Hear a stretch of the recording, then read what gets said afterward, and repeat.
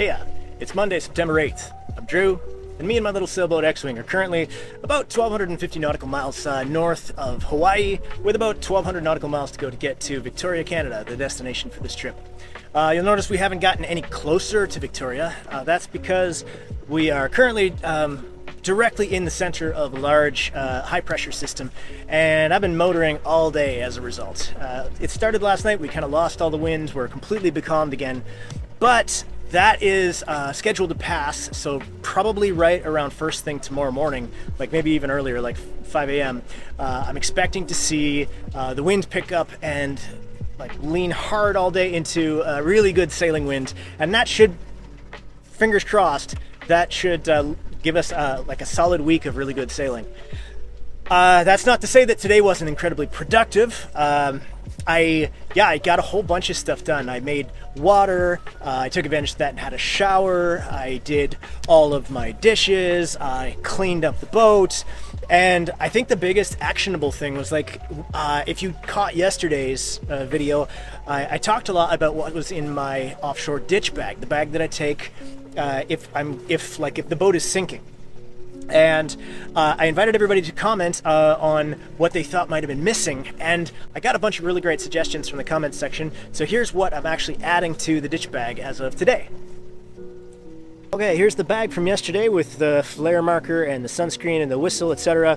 The things that we're adding from suggestions in the comments section: a length of paracord with a lighter, that's a great one, sunglasses, of course, and a spare harmonica. That was a great suggestion. It came several times.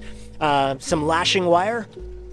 This is a Ziploc baggie that contains a merino hoodie, a scarf, a hat, and a couple of pairs of wool socks. And right beside it, we got a wetsuit top.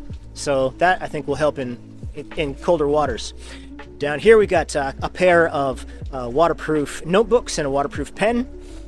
I went through my entire med kit and I made a small med kit to go just in the ditch bag, just in case I don't have time to grab the med kit. So that's what this is.